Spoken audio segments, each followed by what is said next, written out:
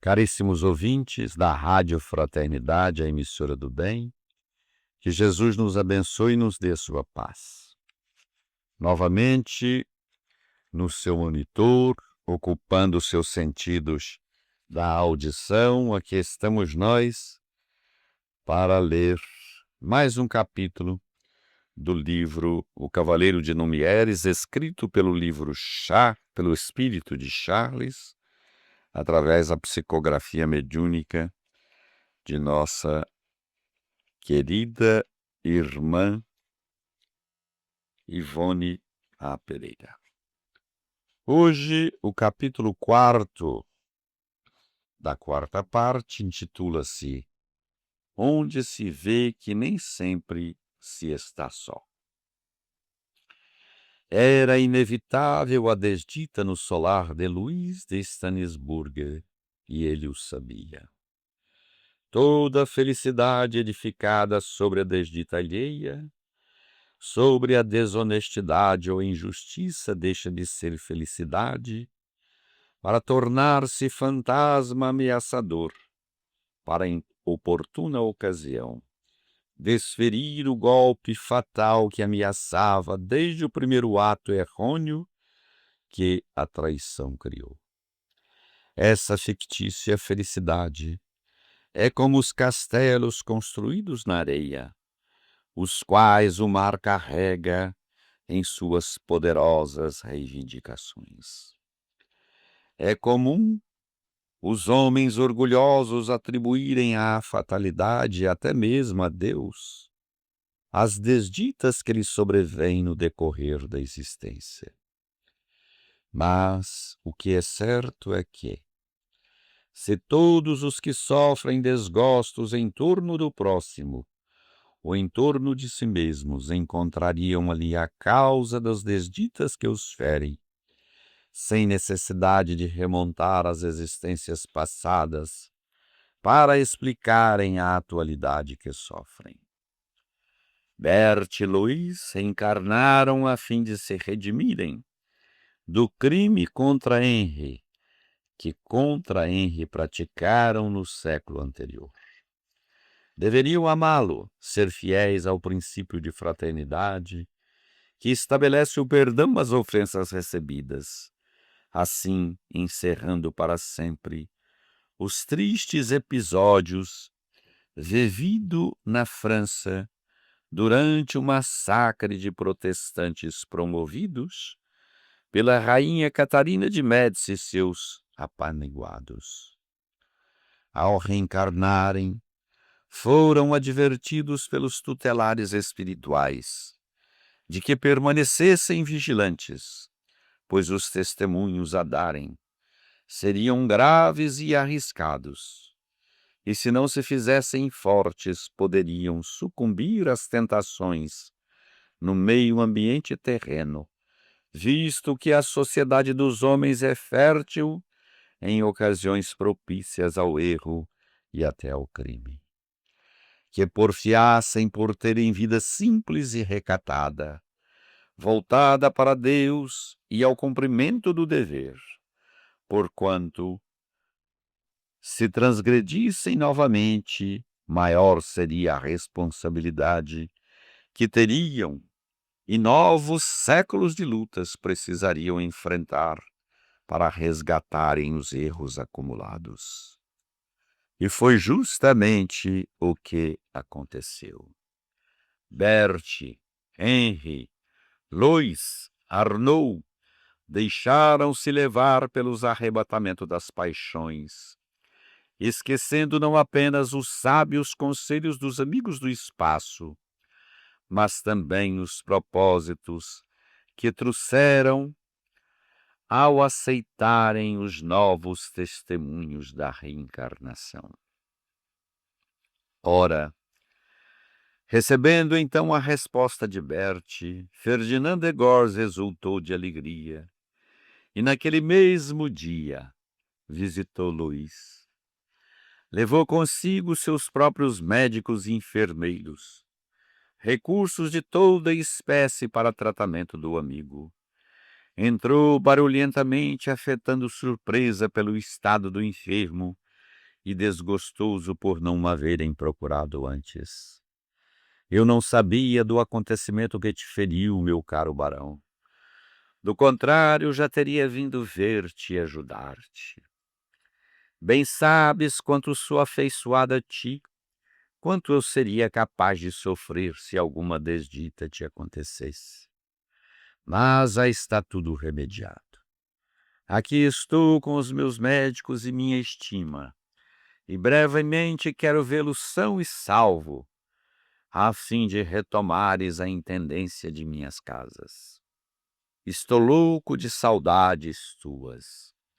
Nenhum outro há como tu para me alegrar. Por que me abandonaste tanto? E para pintar conventos. Que horror! Pintar conventos.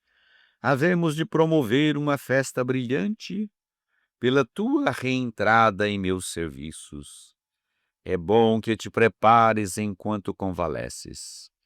E também quero uma exposição de quadros. Há muito não temos uma coisa assim em Bugres. A cidade anda triste. Havemos de alegrá-la. Disponha de mim, caro Stanisburg. Não passes mais necessidade. Isso seria uma grande dor para mim, ver-te sofrer. Quero-te muito e sempre fui teu amigo. Luís agradeceu um tanto surpreso, não compreendendo o que se passava agora com o velho amigo. Este despediu-se, deixando lá médicos, medicamentos, enfermeiros, ordem para adquirirem o que fosse necessário para a família. Nada esqueceu. Até mesmo novos criados e cavalos chegaram ao palácio Stanisburg. Aturdida, Bertie acompanhou o visitante até a escada que descia o saguão. E quando ele curvou-se, deu-lhe um beijo à mão, despedindo-se, deixou com ela um bilhete minúsculo. A jovem baronesa recolheu-se ao seu quarto de dormir e leu. Louco de felicidade, sou teu para sempre, sou teu escravo, minha bem-amada. Espera-me à meia-noite. A partir dessa noite, Berthe de Somerville Stanisburg tornou-se a amante muito querida de Ferdinand de Gors. Nada mais faltou à sua casa.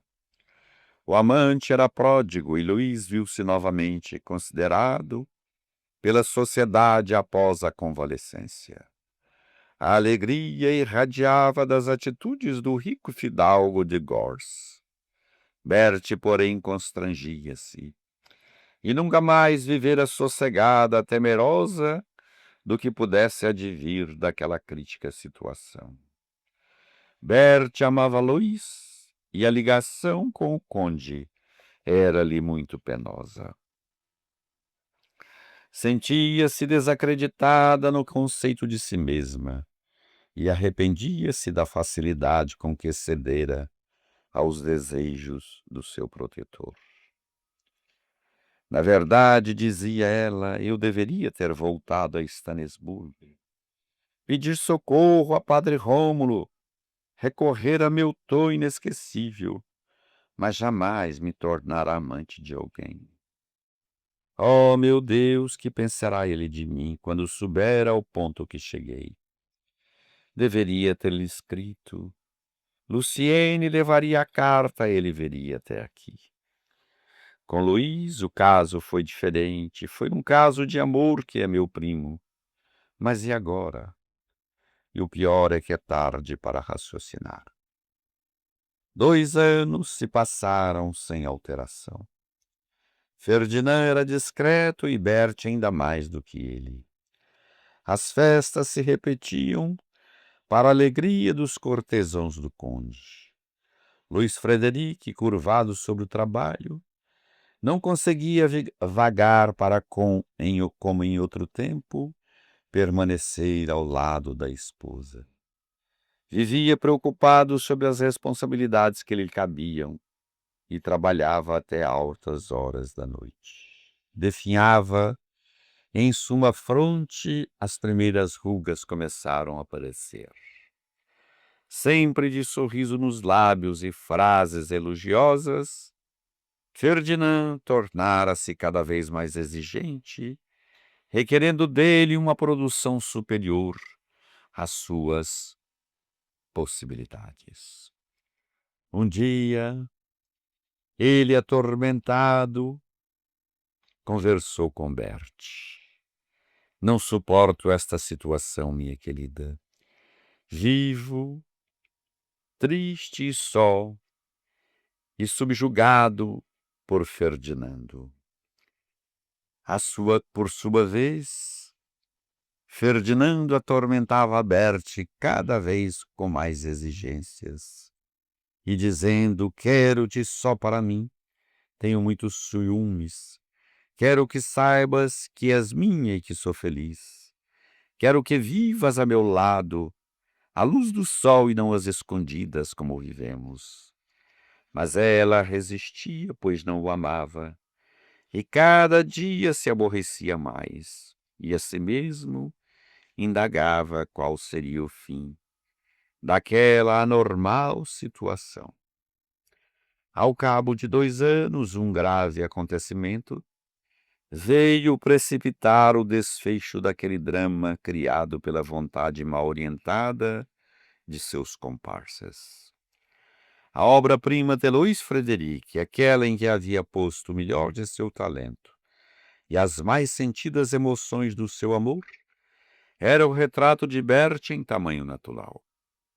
Ali ela aparecia em toda a sua pujança.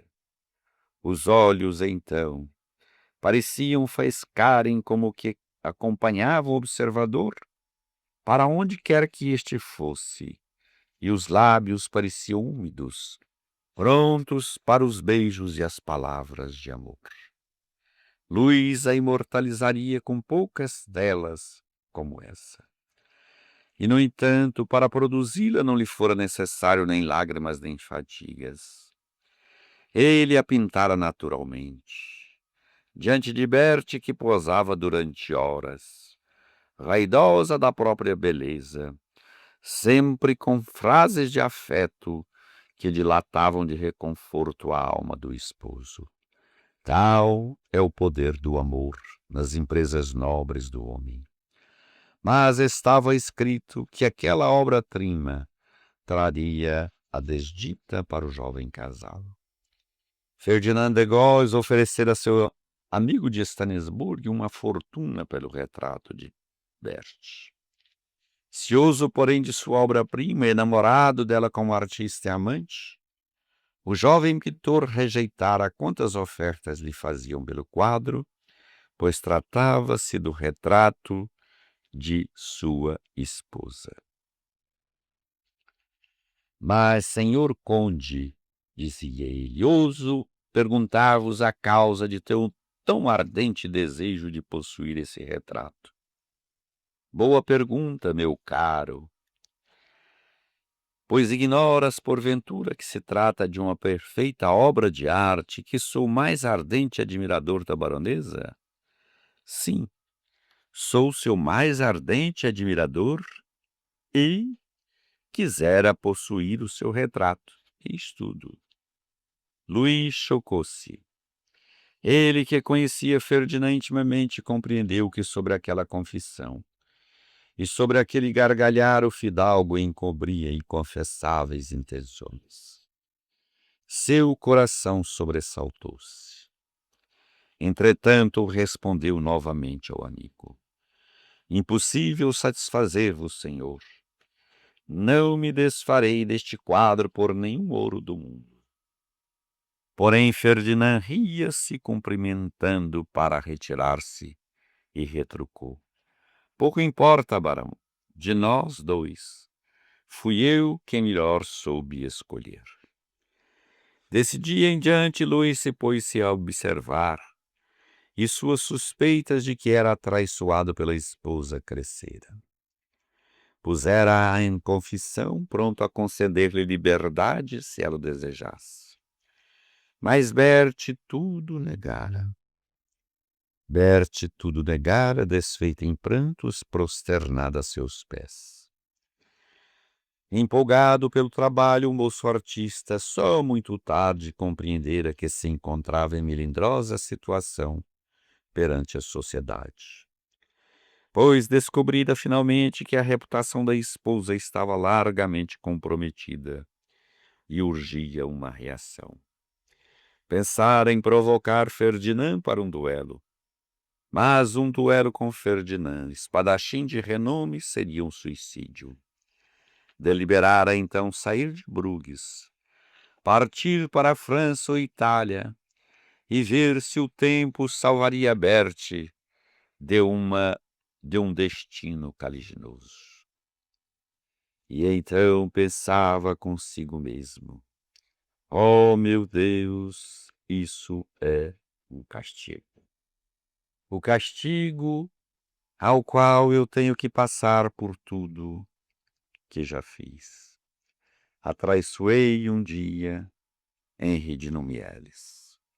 E agora estou sendo atraiçoado pela mesma mulher que eu amava.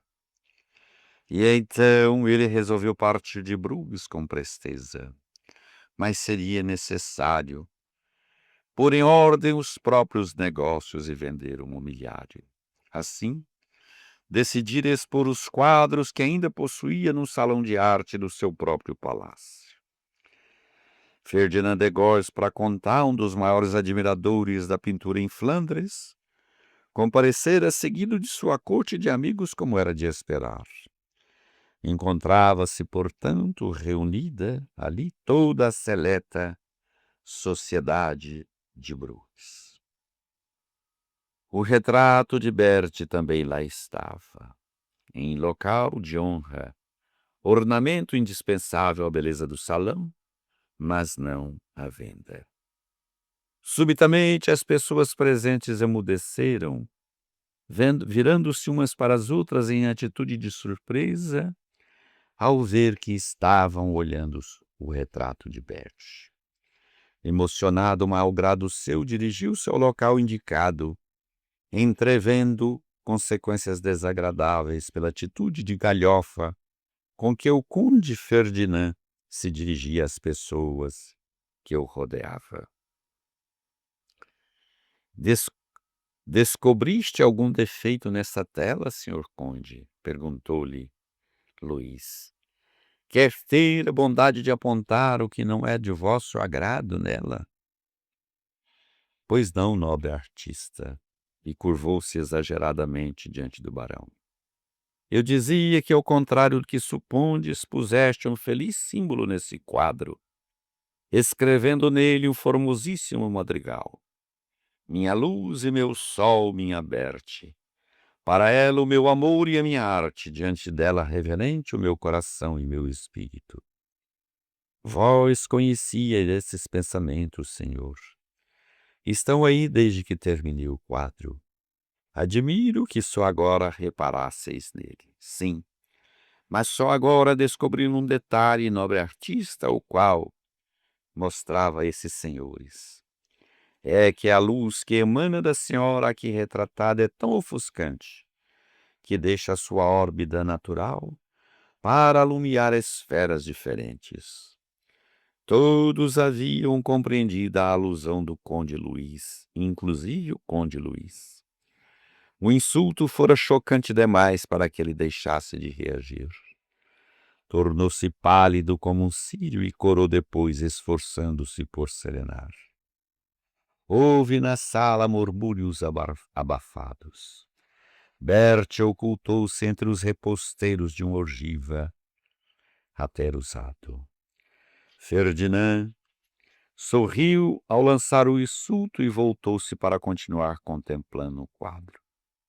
Luís então exclamou ferido e intrépido diante da ofensa: Sois um miserável, conde de Pracontal. E digno de altivo, arranca da cinta a luva que trazia e atira no rosto de Ferdinand. A luva cai aos pés do dissoluto fidalgo. Ferdinand apanha e exclama: a voz trêmula de rancor. Poderia matar-vos aqui como se mata uma mosca, Luís de Stannisburger. Em resposta às insultuosas palavras que acabais de dirigir à minha honra de fidalgo, mas... Matai-me, senhor, disse Luís, o que vos impede? Todos sabem que este é o vosso hábito. No cúmulo da raiva, Ferdinand dá um passo para o adversário e sua espada já se acha meio fora da bainha, mas contém-se a tempo e apenas responde com uma vênia. Jamais rejeitei um desafio, barão de Stannisburger. Minhas vitórias em duelos são incontáveis. Não temo a esgrima, jamais temia guerras. Aceito o duelo que me propondes e ele será de morte. Amanhã às 8 horas nos encontraremos atrás dos muros de San Nicolas.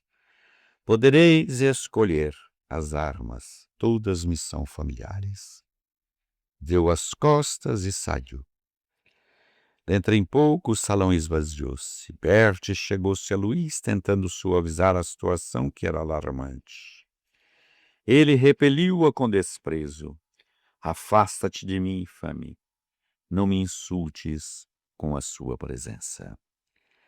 E Luís ficou só, sobre uma poltrona, desanimado. Morria à tarde em radiações de reflexos sanguíneos de Vadão. No aposento, as Vênus, as Madonas, as Virgens, as Bacantes, pareciam reviver e palpitar ao clarão avermelhado do sol que se punha atrás dos campanários. Subitamente ele se levanta, toma de um instrumento que encontrou à mão, dirige-se ao retrato de Bertie e rasga-o sem piedade, inutilizando-o para sempre. E pensando no duelo que o espera na manhã seguinte, envolvido pela atmosfera rubra do sol, nos reposteiros vermelhos, Luís cai em pranto doloroso e de repente tem a impressão de que tudo se transforma em sangue, que ele próprio se achava mergulhado em sangue. Sentia-se só, inconsolável, abandonado. Mas, em verdade, não estava só. No aposento havia um outro ser. Era a alma torturada de seu irmão Colasso, Henri Numieres, que a tudo assistira, e que, cheio de angústias, ia e vinha pelo salão, lamentando o infortúnio que atingira o seu caro companheiro de infância. Muito bem, caríssimos amigos, ouvintes, irmãos do Ideal Espírita, que Jesus nos abençoe e nos dê a sua paz. E vamos aí agora, no próximo programa, ler o capítulo 5º deste livro, da 4ª parte, aliás, para depois, após o capítulo 6º, entrarmos já na fase final do livro, que é depois do capítulo 6, a parte quinta parte. Muita paz, que Jesus nos abençoe e nos ilumine.